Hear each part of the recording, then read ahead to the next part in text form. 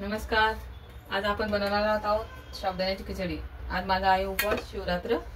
तर त्यासाठी मी इथे घेतलेले आहेत 8-9 मिरच्या. मी चवीपुरत्या घालणार आहे.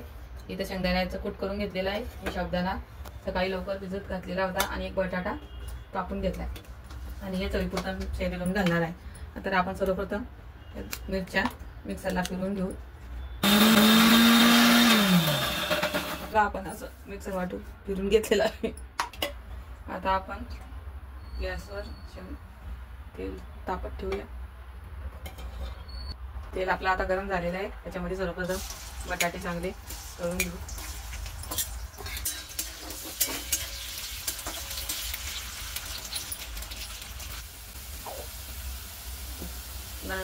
बटाटा छानपैकी नरम झालेला आहे. आता आपण याच्यामध्ये बारीक केलेली हिरवी मिरची घालूया.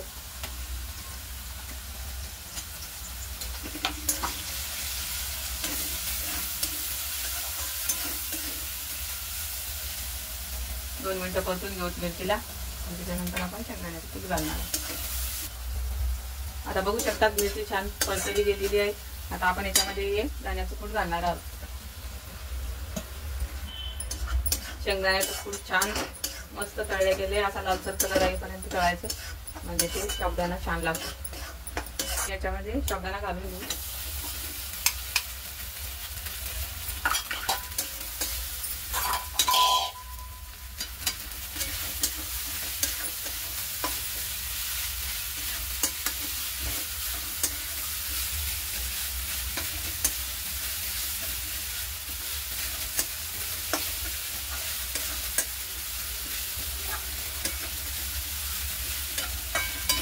बघू शकता किती मोकळा मोकळा झालेला आहे साबुदाणा. आता आपण याला एक वाफ घेणार आहोत. आपण बनवणार आहोत शेंगदाण्याची आमटी. साबुदाण्यासोबत खायला छान लागते. इथे मी घेतलेली आहे अर्धी वाटी शेंगदाणे भाजून. त्याच्यामध्ये मी आता 2-3 हिरव्या मिरच्या कट करून टाकणार आहे. तुम्ही तुमच्या आवडीनुसार तिखट कमी जास्त करू शकता. त्याच्यामध्ये थोडंसं शेंगदाणा चवीपुरतं. आता आपण हे मिक्सरला फिरवून घेऊ.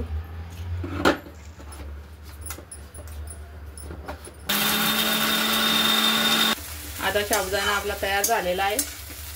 आता आपण आमटीला फोडणी देऊन घेऊ. याच्यामध्ये थोडं थोडं पाणी टाकून फिरवून घ्यायचं.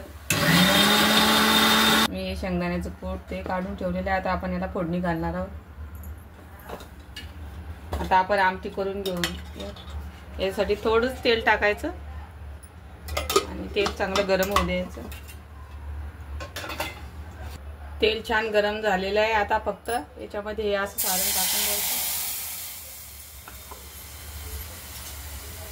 तुम्हाला कितपत पातळ घट्ट ठेवायची आमटी ते तुम्ही तुमच्या आवडीनुसार पाणी घालू शकता. याच्यामध्ये मी थोडं पाणी घालून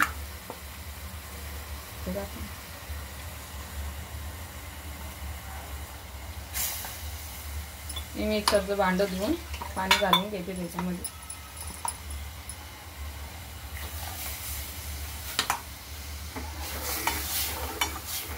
तर याला छान उकळी येऊ द्यायची.